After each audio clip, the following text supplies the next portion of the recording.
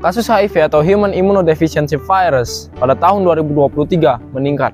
Menurut juru bicara Kementerian Kesehatan Negara Republik Indonesia, Dr. Muhammad Syahril, mengatakan bahwa virus ini didominasi oleh ibu rumah tangga.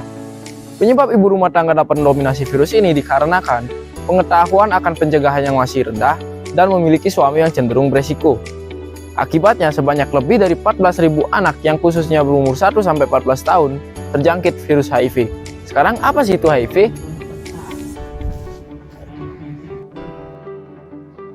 HIV atau Human Immunodeficiency Virus adalah virus yang merusak sistem kekebalan tubuh. Untuk bereplikasi, virus menyasar sel CD4 dalam tubuh manusia, yaitu bagian sel darah putih yang berfungsi untuk melawan infeksi.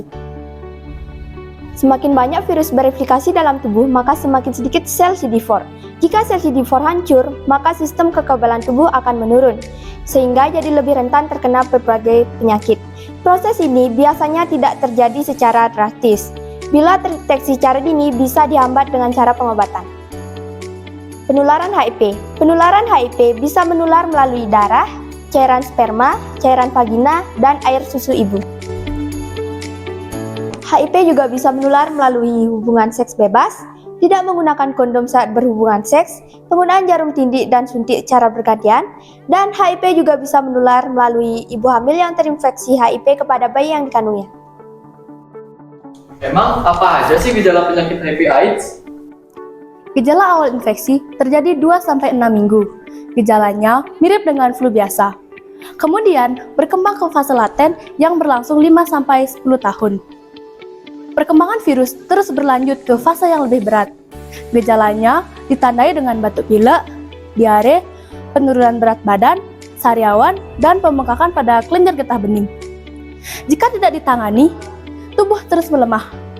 Kondisi inilah yang disebut dengan AIDS atau Acquired Immunodeficiency Syndrome. Pengobatan HIV hanya bisa mengontrol virusnya saja, yaitu dengan cara mencegah perkembangan virus di dalam tubuh, yaitu dengan obat ARV atau antiretroviral.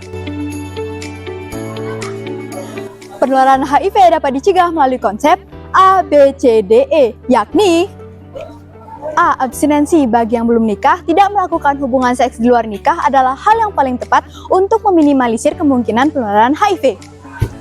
B. Be faithful, bersikaplah saling setia kepada satu pasangan seks. Hindari berganti-ganti pasangan untuk meminimalisir kemungkinan penularan HIV. C. Kondom, gunakan kondom tiap berhubungan seks baik melalui vagina atau melalui dubur. D. Don't inject, menghindari penggunaan narkoba terutama melalui jarum suntik bisa mencegah seseorang terinfeksi HIV. E. Education, pemberian informasi yang benar mengenai HIV, cara penularan, pencegahan, dan pengobatannya dapat membantu mencegah penularan HIV di masyarakat.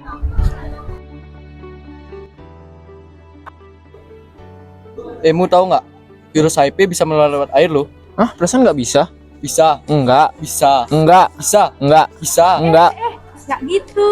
Jadi ini dia pendobrakan mitos HIV/AIDS.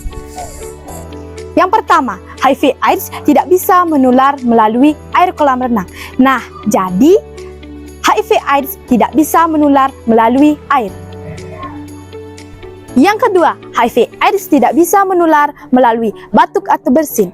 Jadi, kita itu jangan takut ketika penderita HIV/AIDS sedang batuk atau bersin, karena HIV/AIDS tidak bisa menular melalui batuk atau bersin.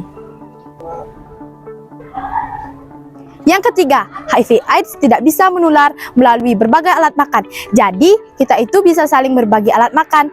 Contohnya seperti piring, sendok, garpu, gelas, botol minum, dan lain-lain.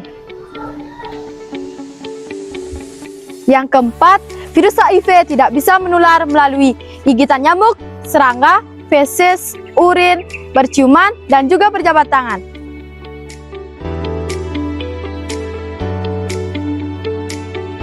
Walaupun tidak dapat disembuhkan, tetapi virus HIV masih bisa dikendalikan. Dengan demikian, kualitas hidup seseorang dengan HIV bisa meningkat.